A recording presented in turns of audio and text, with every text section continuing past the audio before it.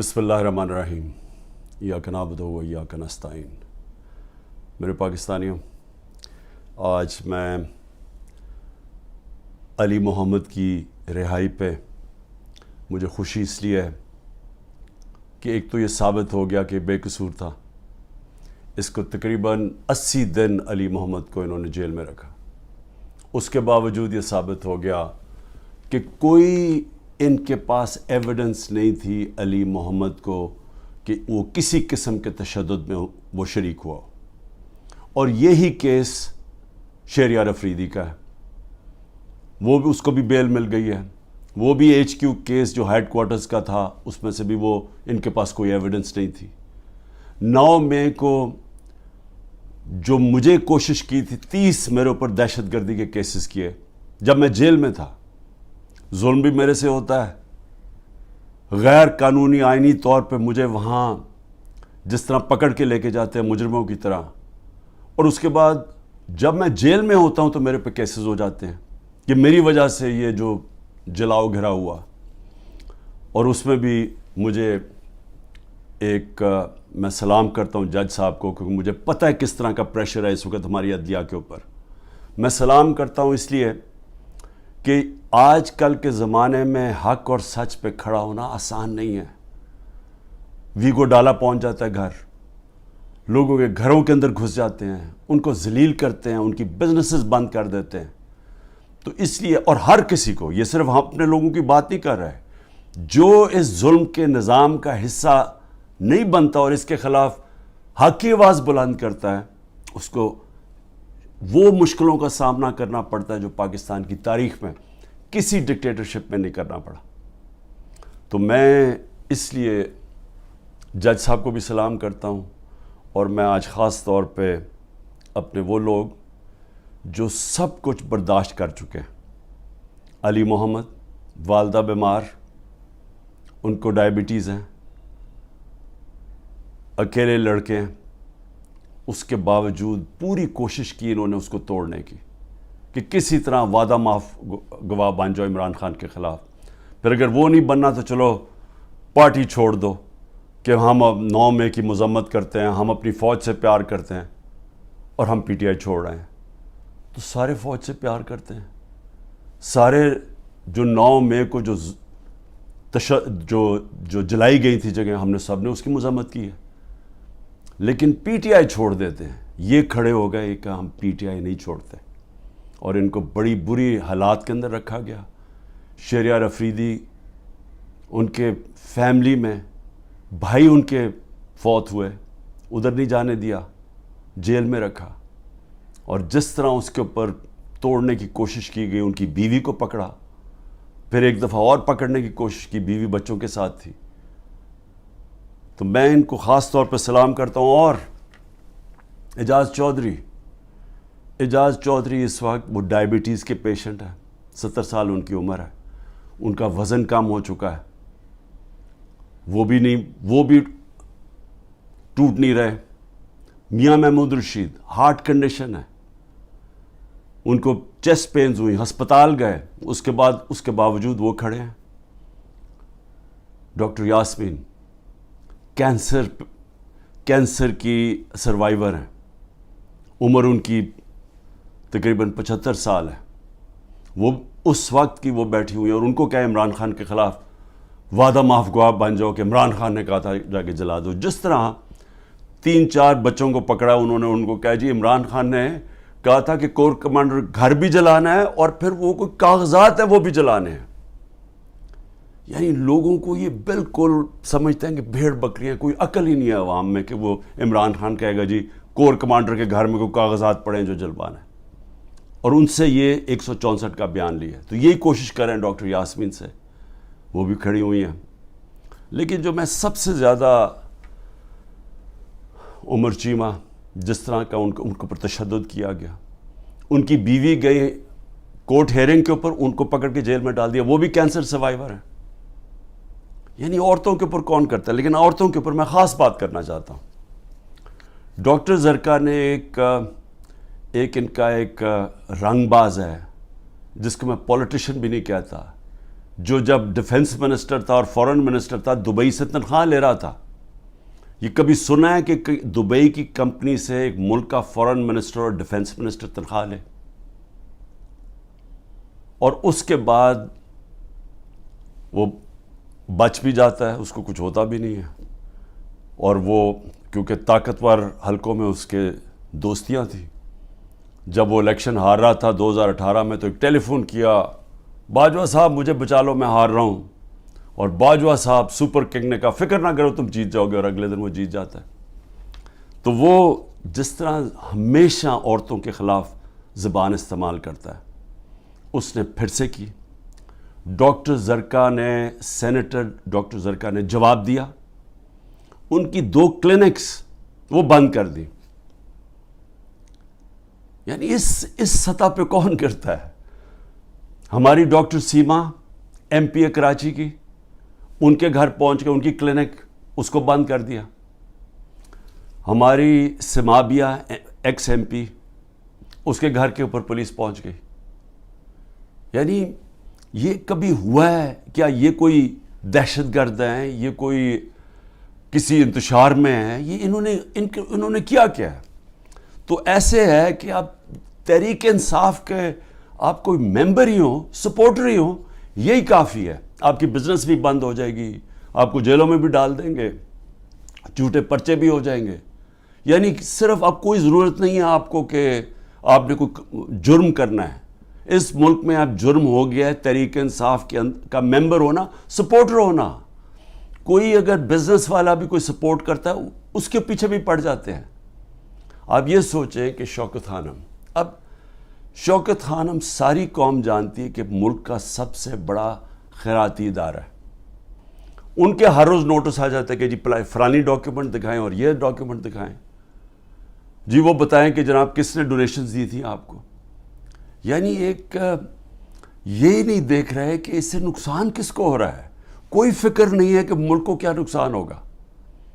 جو انہوں نے کیسز میرے اوپر اٹھائے ہوئے ہیں ذرا وہ سن لیں. سب سے جو قوم کے سامنے, کیونکہ الحق ہے, میرا ایمان ہے, ایمان ہی ہے, تو میں یہ سارے ایک طرف کھڑے ہو گئے ہیں, اسٹیبلشمنٹ ساتھ کھڑی ہو گئی ہے, اکیلا ان کا مقابلہ کر رہا ہوں. صرف توحید پہ, لا الہ الا اللہ پہ, ایمان اللہ پہ ہے.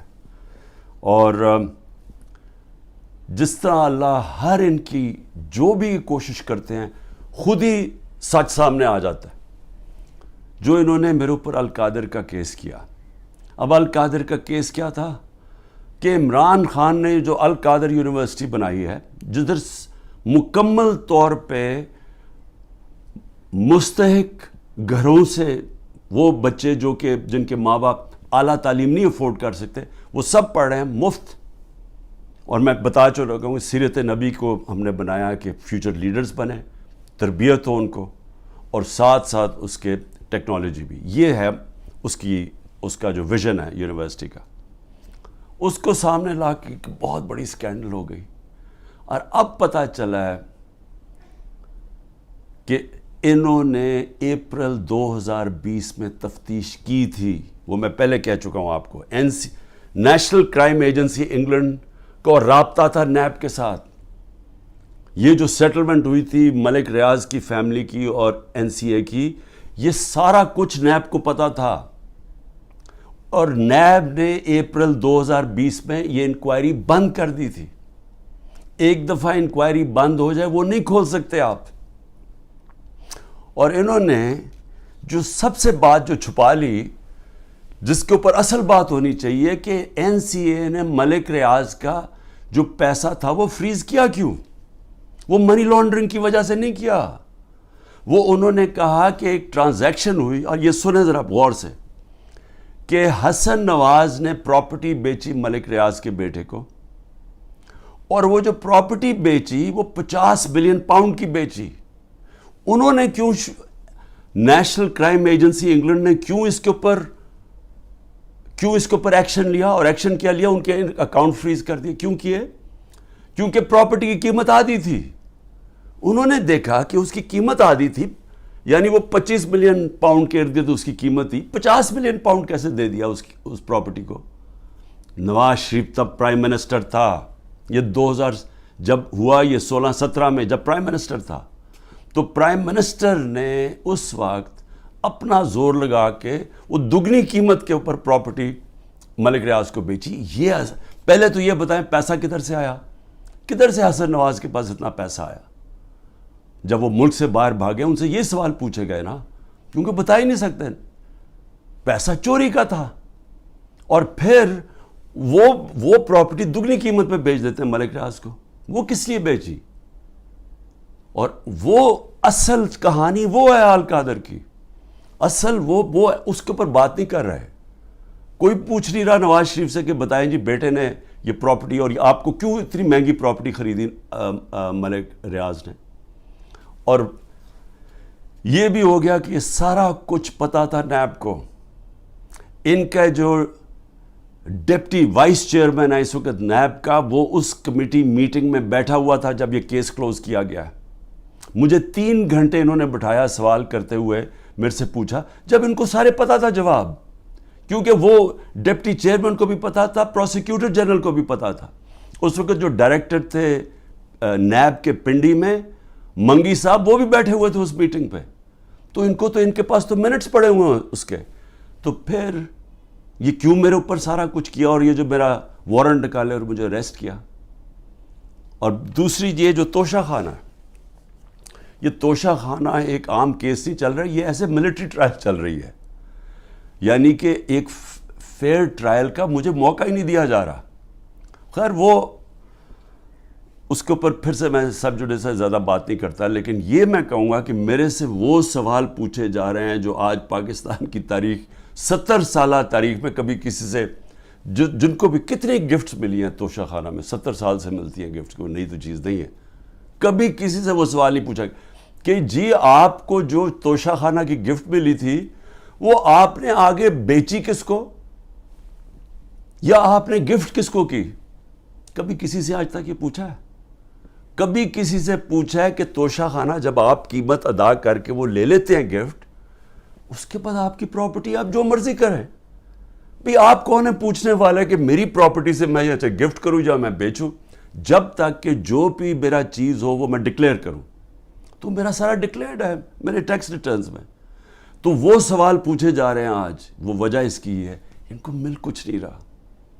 یہ 3.5 سال میں جتنا میں پرائم منسٹر ہوں، ان کو یہ 2 چیزیں ملی ہیں. اس کو کرپشن کہہ رہے ہیں، یہ جو توشہ خانہ ہے، اور دوسرا چیز القادر. یہ 2 کرپشن کے کیسز میرے پہ ملے ہیں.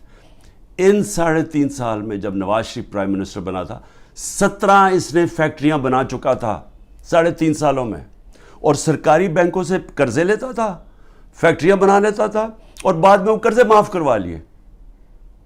اور جو پیسہ دیا وہ 20 سال کے بعد واپس، جو تھوڑا سا اور مارک اپ معاف کروا کے وہ بھی تھوڑا سا پیسہ دیا. ان سے کبھی پوچھا زرداری اس ٹائم کے اندر مسٹر 2 سال میں اس کو مسٹر 10% ساری دنیا کہنا شروع کر دی تھی کہ ہر چیز پہ کمیشن کماتا تھا.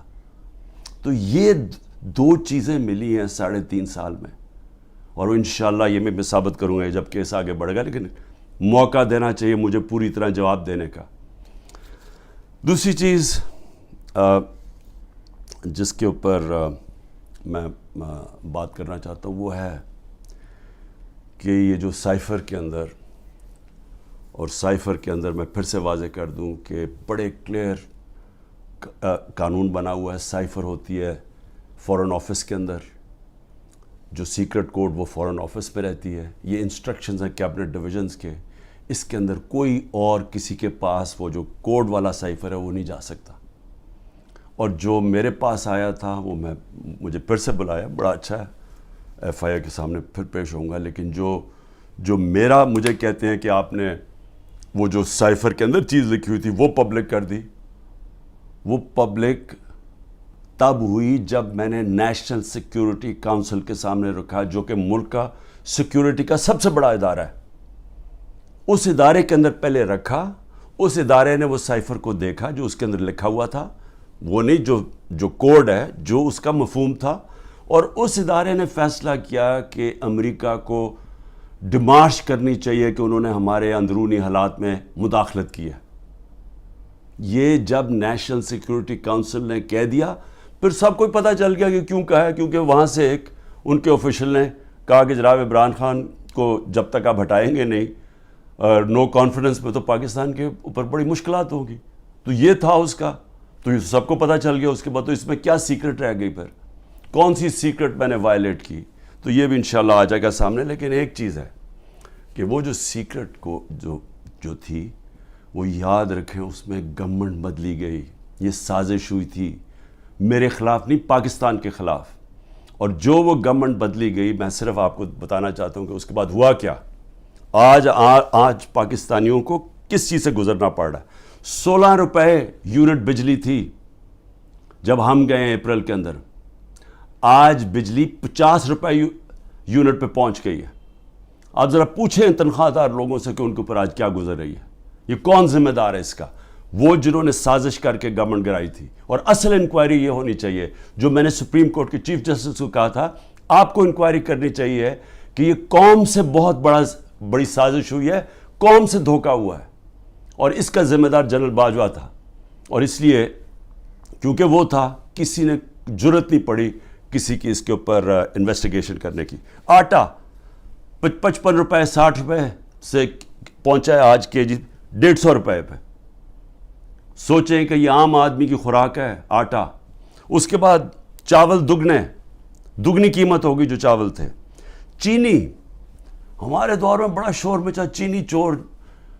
ہم نے انکوائری کروائی، چینی کی قیمت 80 روپے تھی، آج چینی 160 روپے پہ پہنچ گئی ہے.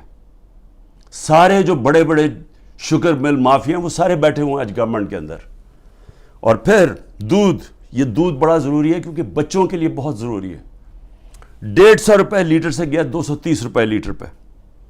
اور دال جو عام آدمی کھاتا ہے 310 روپے سے 520 روپے پہ گئی ہے. 310 روپے کے جی سے 520 روپے کے جی پہ دال گئی ہے. یہ عام لوگوں کے کھانے کی چیزیں ہیں. یہ ذرا بتائیں کہ کون ذمہ دار ہے جس نے یہ جو ساری سازش ہوئی تھی. اور انشاءاللہ جب بھی انکوائری ہوگی ثابت ہوگا کہ بہت بڑی ایک چلتی ہوئی حکومت کو مشکل وقت سے جو پاکستان کو نکالتی گئی اس کو گرا کے تو یہ ہوا. میں آخر میں صرف چیزیں کہنا چاہتا ہوں. ایک تو میرا پیغام ہے، یہ جو پولیس والے، یہ جو نامعلوم افراد عام پلین کپڑوں کے اندر گھس جاتے ہیں لوگوں کے گھروں میں، سارا گھر توڑتے ہیں، چوری کر لیتے ہیں، جو تشدد کرتے ہیں لوگوں پہ، جو ظلم کرتے ہیں، ٹارچر کرتے ہیں لوگوں کو جیلوں کے اندر، جنہوں نے سوشل میڈیا کے بچوں کو صرف ٹویٹس کے اوپر اٹھا لیا اور ان کو تشدد کر کے واپس بھیجا، جو صحافیوں کے اوپر ظلم کر رہے ہیں. عمران ریاض جو ابھی تک غائب ہے، پتہ نہیں کہ کدھر وہ گیا ہوا ہے. عدالتوں بھی بے بس ہو گئی ہیں، عدالتوں کے پاس بھی وہ بھی ہاتھ کھڑے کر دیے کہ جی وہ پروڈیوس کرو. ایک صحافی صرف اس لیے، اس نے تو کوئی توڑ پھوڑ نہیں کی تھی، لیکن صرف اس لیے کہ وہ ظلم کے سامنے سچ بول رہا تھا اس کو اٹھا لیا. 4 پاکستان کے ٹاپ صحافی ملک سے باہر گئے ہوئے ہیں، ملک چھوڑ کے چلے گئے کیونکہ وہ سچ نہیں بول سکتے تھے. اور ان کے اوپر یہی قسم کا جو عمران کو پہلے اس کے اوپر تشدد کیا، پھر جو اب اس کو غائب کیا ہوا ہے، خوف پھیلایا ہوا ہے. باقی سارا میڈیا کنٹرول میں ہے. صرف وہ تب بول سکتے ہیں اگر عمران خان کی کوئی برائی ہو، پروپیگنڈا وہ بول سکتے ہیں. وہ کوئی سچ نہیں بول سکتا آج. اور مجھے افسوس یہ ہے کہ ان میں سے جو ہم بڑے بڑے نام سمجھتے تھے کہ وہ صحاف کے لیے ان کی بڑی قربانیاں ہیں، وہ بھی آج گھٹنے ٹیک کے سامنے بیٹھے ہوئے ہیں. لیکن مجھے افسوس اور ہے ہیومن رائٹس آرگنائزیشنز پہ. مجھے افسوس ہے جو کہتی ہیں ہم عورتوں کے لیے NGOs بنے ہوئے ہیں، ہم عورتوں کے لیے حقوق کے لیے کھڑے ہیں. یہ واحد پارٹی ہے پاکستان کی تاریخ میں جس نے پہلی دفعہ خواتین کو پولیٹکس میں لے کے آئیں. انہوں نے شرکت کرنی شروع کی، جلسوں کے اندر عورتیں آئیں، فیملیز آئیں. یہ پہلی دفعہ ہوا ہے ہمارے ملک میں. یہ خوشائن چیز ہے کہ ملک کی جتنی بڑی پارٹیسپیشن ہوگی پولیٹکس کے اندر اتنا بہتر وہ احتساب کریں گے حکمرانوں کا. جتنی زیادہ بڑی ٹرن آؤٹ ہوگی اس کا مطلب کہ عوام نظر رکھ رہے ہیں حکمرانوں کے اوپر. تو اصل تو ڈیموکریسی کا مطلب ہی یہ ہے کہ عوام احتساب کرتی ہے جو حکومت کرتے ہیں وہ دیکھتی ہیں ان کا، تو عوام تو آج پہلی دفعہ نکل رہی ہے، اس طرح ٹرن آؤٹ ہو رہا ہے، عورتیں نکل رہی ہیں، اور ان عورتوں کے اوپر جان کے یہ تشدد کیا جا رہا ہے باقی عورتوں کو ڈرانے کے لیے کہ وہ نہ گھروں سے نکلیں، کہ وہ چپ کر کے سہم کے بیٹھ جائیں۔ تو کدھر گئی ہیں ہیومن رائٹس جو عورتوں کو ریپرزینٹ کرتی تھیں؟ کدھر ہیں وہ عورتیں؟ کیوں نہیں بول رہی کہ یہ جو ظلم ہو رہا ہے ان عورتوں کے اوپر؟ وہ بیچاری صنم اور طیبہ، وہ تو تحریک انصاف میں ان کا کوئی عہدہ نہیں ہے، ان کو جیلوں میں ڈالا ہوا ہے۔ وہ صنم کے خامد آیا، اس کو پکڑ کے لے گئے، اب ان کا گھر میں بچہ ہے، وہ کیا کرے گا؟ دونوں کو پکڑ کے لے گئے۔ عمر چیمہ، اس کی بیوی، میں پھر سے کہتا ہوں وہ کینسر کی سفرر ہے، کینسر کی سے اس کو پکڑ کے جیل میں ڈال دیا، صرف اور صرف دہشت پھیلانے کے لیے کہ عورتیں گھروں سے نہ نکلیں۔ اور پھر سے کہ نہ یہاں بول رہی ہیں نہ باہر، بڑی فکر ہے افغانستان کی عورتوں کی، بہت فکر ہے، اور ہے ٹھیک ہے کہ اسکولوں میں سب سے زیادہ ملک کی بہتری ہوتی ہے جب عورتیں پڑھی لکھی ہوتی ہیں، اور پاکستان میں تو خاص طور پہ جب آپ کی آبادی تیزی سے بڑھ رہی ہو تو اس کو روکتا ہی ہے کہ پڑھی لکھی، جب آپ کی بچیاں پڑھی لکھی ہوتی ہیں، عورتیں پڑھی لکھی ہوتی ہیں۔ لیکن کیوں فکر نہیں ہے کہ یہ پاکستان کی عورتوں سے کیا ہو رہا ہے؟ تو ایک تو یہ ہے۔ میں آخر میں صرف یہ کہنا چاہتا تھا کہ جو مرضی آپ کر لیں، یہ آپ جو سب کچھ کر رہے ہیں، یہ جو سارا دہشت پھیلائی ہوئی ہے اور لوگوں کو جیلوں میں ڈالا ہوا ہے اور گھروں میں یہ توڑ پھوڑ کر رہے ہیں،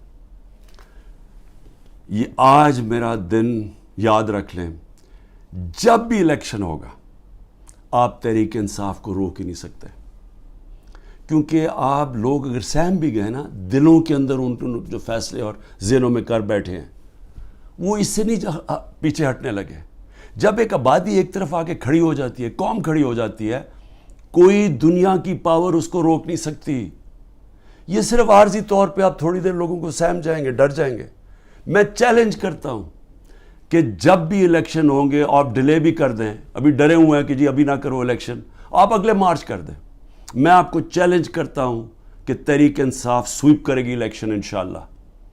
مجھے جیل میں ڈال دیں، ڈسکوالیفائی کر دیں، جیتنا تحریک انصاف نے، کیونکہ قوم فیصلہ کر بیٹھی ہے۔ اور یہ جتنے آپ حربے استعمال کر رہے ہیں، آپ تحریک انصاف کا ووٹ بینک اور بڑھتا جا رہا ہے۔